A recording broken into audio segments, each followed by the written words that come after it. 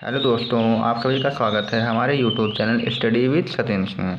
दोस्तों, आज के वीडियो में हम क्लास 12 की फिजिक्स चैप्टर नंबर 2 विद्युत विभव एवं धारिता का अध्ययन करेंगे। इस चैप्टर का हमने एक लेक्चर ऑलरेडी कंप्लीट कर लिया है, जो कि था विद्युत विभव और विभवांतर क्या होता है। उसी को आगे बढ़ाते हुए आज के वीडियो में हम बात करेंगे कि बिंदु आवेश के कारण किसी बिंदु पर वैद्युत विभव कितना होता है। तो आइए वीडियो को स्टार्ट करते हैं और समझते हैं बिंदु आवेश के कारण किसी बिंदु पर वैद्युत विभव। तो हमें क्या करना होगा, किसी बिंदु आवेश को लेना होगा और उसके कारण किसी अन्य बिंदु पर हमें वैद्युत विभव निकालना है। तो यहाँ पे हमने पहले से एक बिंदु आवेश जो कि प्लस क्यू है ले रखा है, जो कि बिंदु ओ पर रखा हुआ है। इसके कारण हम किसी अन्य बिंदु पर, हम मान ले रहे हैं अन्य बिंदु कौन सा है, ए है, जो कि इस बिंदु से आर दूरी पर स्थित है। इस पर हमें वैद्युत विभव ज्ञात करना है, यानी हमें यहीं पर वैद्युत विभव निकालना है। ठीक है, इसी बिंदु पर हमें वैद्युत विभव ज्ञात करना है। ठीक है, तो क्या करते हैं, सबसे पहले क्या करते हैं, इसी बिंदु से हम मान लेते हैं कि x दूरी पर, इसी बिंदु से हम क्या करते हैं, मान लेते हैं x दूरी पर एक अन्य आवेश रखा जो कि अनंत पर है। मान ले रहे हैं वो बिंदु क्या है, b है। x दूरी पर एक अन्य आवेश रखा हुआ है जिसका मान q 0 है। ठीक है, सबसे पहले हमने एक बिंदु आवेश प्लस q माना है। इसके r दूरी पर एक बिंदु ए है, इसी बिंदु पर हमें वैद्युत विभव निकालना है। और फिर हमने क्या किया है कि मान लिया इसी बिंदु आवेश प्लस क्यू से x दूरी पर एक दूसरा बिंदु b है जहाँ पर आवेश प्लस q0 रखा है। चूँकि अब प्लस क्यू और दूसरा प्लस Q0 दो बिंदु आवेश हैं तथा इनके बीच की दूरी x है, तो इनके बीच एक बल कार्य करेगा, क्योंकि दो आवेश हैं तो उनके बीच बल कार्य करेगा। अब आप सभी को बता दें कि इस प्लस Q0 पर अगर Q के कारण अगर हमें बल निकालना है तो उस बल की दिशा क्या आएगी, क्योंकि चूँकि दोनों आवेश धनावेश हैं, यानी एक समान आवेश है, तो प्रतिकर्षित करेंगे, यानी जो बल लगेगा वो प्रतिकर्षित होगा। प्रतिकर्षित मतलब दूर भेजेगा, दूर हटाएगा। तो इस प्लस Q पर जो बल लगेगा इसके कारण वो इससे दूर होगा, क्योंकि इसको धक्का देगा, तो इस पर जो बल आएगा वो इधर की तरफ आएगा। ठीक है, आपको क्या रखना है, Q0 पर जो बल Q लगाएगा वो क्या लगाएगा, इसकी दिशा में नहीं लगाएगा। तो अगर दिशा में लगाएगा तो आकर्षित करेगा, चूँकि प्रतिकर्षित है तो इसको उसकी दिशा में धक्का देगा, यानी पीछे की तरफ धकेलेगा। तो पीछे की तरफ धकेलेगा तो क्या होगा, इसकी दिशा इधर की तरफ आएगी। ठीक है, तो प्लस Q0 पर जो बल की दिशा है वो इस तरफ होगी। ठीक है, तो अब बल लग रहा है तो इनके बीच हम बल की वैल्यू निकालें कूलाम के नियम के हिसाब से। क्या होता है, 1/4 पाई एप्सिलॉन 0। अगर मान लेते हैं ये जो माध्यम रखा हुआ है के में रखा हुआ है तो यहाँ पे के लगा लेंगे। फिर दोनों आवेश, पहला आवेश क्या है, q है, दूसरा आवेश Q0 तथा उनके बीच की दूरी का स्क्वायर होता है। तो ये होता है दो बिंदु आवेशों के बीच बल। तो हमने बल निकाल लिया है। अब क्या करते हैं, ये दूरी कहाँ तक है, प्लस Q आवेश तक x दूरी है। अब मान लेते हैं इस बिंदु B से क्या करते हैं, थोड़ी सी दूरी, इस x की अपेक्षा बिल्कुल थोड़ी सी दूरी बिंदु B से C तक चलते हैं। क्योंकि हम x की अपेक्षा ले रहे हैं तो x के हिसाब से जो थोड़ी सी दूरी होगी वो मान लेते हैं क्या होगी, dx होगी।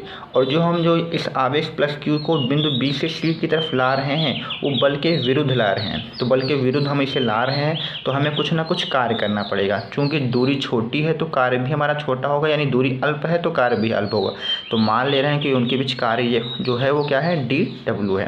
अब आप सभी को बता दें, जो कार्य का फार्मूला होता है जब कोई विस्थापन किया जाता है, यानी बिंदु B से C तक विस्थापित किया गया है इस आवेश को, तो फार्मूला होता है कार्य बराबर बल गुणे विस्थापन। तो बल क्या हमारा है, यहाँ पे F है, और विस्थापन हमारा क्या है, dx, क्योंकि हमने छोटा सा विस्थापन किया, बिल्कुल अल्प खिंचाया हुआ है।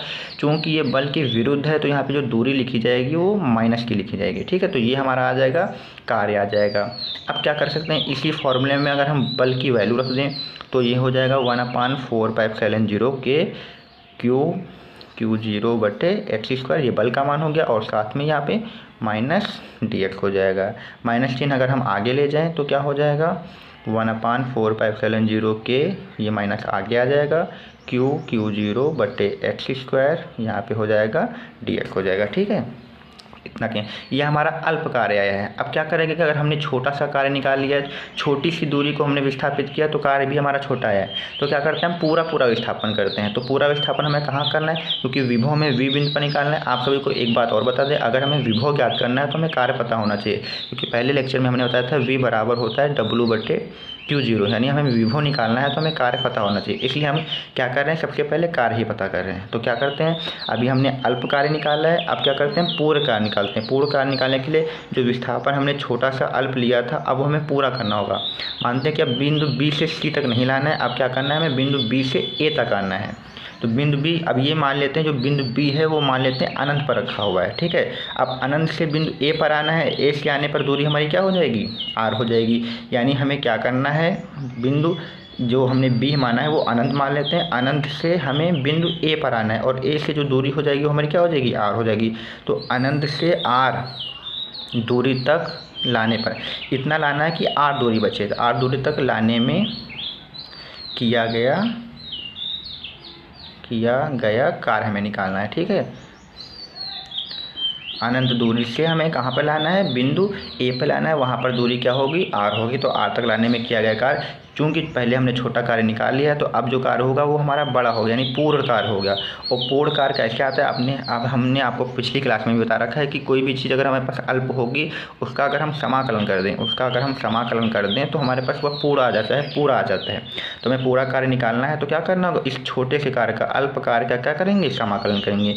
अब इसमें एक चीज़ और आ जाएगी, एक सीमा फिक्स है कि हमें जो कार्य हमने किया है वो कहाँ तक किया है, अनंत से लेके कहाँ तक किया है, आर दूरी तक किया है।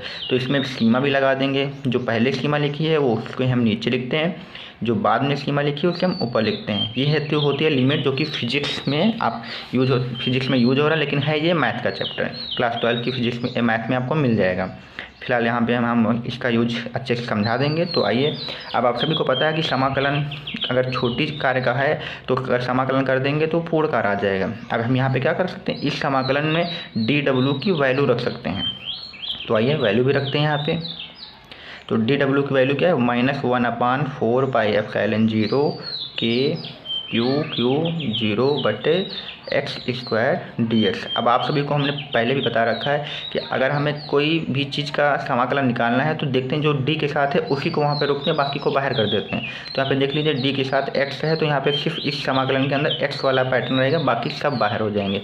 तो ये अंदर रहेगा, बाकी ये सारी चीज़ हमें बाहर करनी है, ठीक है। तो यहाँ पे हम लोग फिर से देख लेते हैं, यहाँ पे करते हैं। तो ये चीज़ हम क्या करते हैं, क्यू 0 -1/4 पाई एप्सिलॉन 0 को बाहर कर देते हैं। तो -1/4 पाई एप्सिलॉन 0 के, और ये क्यू 0 बाहर हो जाएगा और समाकलन के अंदर रहेगा खाली, ऊपर कुछ नहीं बचा है तो 1 बचेगा, नीचे x² dx, ये समाकलन के अंदर रहेगा, ठीक है। अब क्या कर सकते हैं हम, अब कर सकते हैं कि हम क्या करते हैं, जो x² नीचे लिखा हुआ है इसको हम ऊपर ले जाएंगे। अगर हम इसे ऊपर ले जाएंगे तो इसकी पावर का चिन्ह बदल जाएगा। अभी प्लस की है तो ये काहे की हो जाएगी, अब ये हो जाएगी माइनस की, तो ये हो जाएगा। अब हमें समाकलन करना है x⁻² dx का, हमें समाकलन करना है। तो आप सभी को यहाँ पे एक मैथमेटिक का एक फार्मूला याद रखना है, उसी के हिसाब से हम समाकलन कर देंगे। तो पहले हम आपको इसका फार्मूला समझाते हैं, फिर आइए इसका समाकलन करते हैं। तो यहाँ पर हम आपको इसका फार्मूला समझा देते हैं। अगर कोई चीज़ समाकलन में लिखी हो और वहाँ पे लिखा हो x⁻n dx लिखा हो तो इसका समाकलन क्या होगा, आप लोग देख लीजिए। यानी कोई भी यहाँ पे चर लिखा होगा उसके ऊपर उसकी पावर होगी, तो क्या करेंगे हम, जो भी उसकी पावर होगी उसमें हम एक जोड़ देंगे और यही n+1 जो जोड़ा हुआ है वो नीचे लिख देंगे। यही होता है दोस्तों इसका समाकलन। तो यहाँ भी देख लीजिए x है, यहाँ पे पावर n थी, यहाँ पे पावर क्या है, -2 है। तो इसी पावर में हमें 1 जोड़ देना है और जो जोड़ा हुआ है वो नीचे लिखेंगे। तो करके देखते हैं। यहाँ पे देखिए, यहाँ पे x⁻² है, इसमें क्या करेंगे हम, प्लस का 1 जोड़ देंगे और हमने कहा है जो भी पावर के साथ में पूरा होगा वो नीचे भी लिखेंगे। तो -2 + 1 नीचे लिखेंगे। अब आप सभी को बता दें, जो ये लिमिट होती हैं एक जाती नहीं, ये जो भी वैल्यू होती है उसके ऊपर लिखी जाती है। यानी यहाँ पे r लिख लेंगे, यहाँ पे क्या लिखेंगे, इन्फिनाइट लिख लेंगे, ठीक है। तो आगे देखते हैं क्या कर सकते हैं इसमें हम।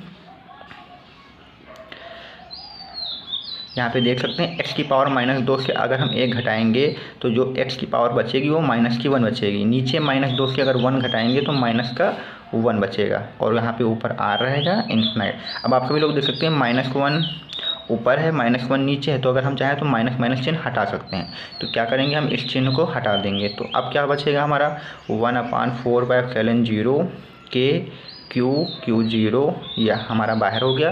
अब अंदर हमारा खाली क्या बचा, x⁻−1। कोई भी पावर अगर माइनस की होती है, अगर हम उसे नीचे ले जाएंगे तो वो प्लस की हो जाएगी। तो ऊपर कुछ नहीं बचेगा तो 1 बचेगा। यहाँ पे x कहाँ आ जाएगा, नीचे आ जाएगा। और लिमिट हमारी क्या रहेगी, r रहेगी, इन्फिनाइट रहेगी, ठीक है। अब क्या करते हैं, यहाँ पे लिमिट की वैल्यू भी रख सकते हैं। हम चाहें तो यहाँ पे लिमिट की वैल्यू भी रख सकते हैं। तो आइए हम यहाँ पे लिमिट की वैल्यू रखना आपको सिखाते हैं। कुछ नहीं करना है, आपको ये सिर्फ ध्यान रखना है कि जो भी लिमिट की वैल्यू ऊपर होगी उसे हम पहले ही रखेंगे, जो नीचे होगी वो माइनस के बाद रखेंगे।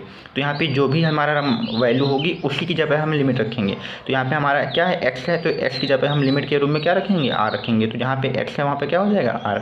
अब नीचे की लिमिट रखने के लिए हमें माइनस लगाना होगा, ठीक है। अब इसी में हम x जगह पे क्या रख सकते हैं, इन्फिनाइट रखेंगे। तो यहाँ पे क्या हो जाएगा, इन्फिनाइट हो जाएगा। तो ऐसे लिमिट रखना है, जो भी लिमिट ऊपर होगी वो पहले लिखना है, फिर माइनस लगा के नीचे वाली लिमिट x की जगह हमें रख देना है। तो 1/इन्फिनाइट की वैल्यू तो कुछ होती नहीं, तो वो तो 0 हो जाएगा। बचेगा क्या हमारा 1/4πε0 k, और इधर बचा हुआ है q0, नीचे क्या बचा हुआ है, r। तो ये आ जाएगा ऐसे। तो ये हमारा जो निकल के आया है वो पूरा कार्य। अब हमने आपको बताया था अगर हम कार्य निकाल लेंगे तो विभव आसानी से निकाल सकते हैं। तो हमारा कार्य आ चुका है, अब हम क्या करते हैं, विभव को निकालते हैं। तो विभव को निकालने के लिए आइए हम देखते हैं क्या करते हैं, ठीक है। तो हमारे पास जो कार्य आ चुका है वो क्या आ चुका है, आप लोग देख सकते हैं, हमने निकाला भी हुआ है 1/4πε0 k q0/r। ये हमने कार्य निकाला हुआ है। अब हमारे पास कार्य आ चुका है, तो बिंदु ए पर जो विभव होगा उसका फॉर्मूला क्या होगा, v = w/q, ठीक है, w/q0 होगा, क्योंकि जो हम विभव निकाल रहे हैं वो +q0 के निकाल रहे हैं। तो यहाँ पे w की वैल्यू क्या रखेंगे, 1/4πε0 q0/r, ये w की वैल्यू होगी, और नीचे हमारा क्या रहेगा, q0, क्योंकि q0 को ही हम अनंत से लाए हैं, जो कि जिस चीज़ को हम अनंत से लाते हैं उसी के लिए कार्य निकाला था। तब q0 के लिए हमने कार्य निकाला, क्योंकि इसी को हमने अनंत से बिंदु a तक लाए हैं, ठीक है, इसलिए हमने q0 लिखा है, q नहीं लिखा है। तो यहाँ से q0 और q0 काट देंगे तो हमारा विभव आ जाएगा 1/4πε0 k, और ऊपर बचेगा q/r।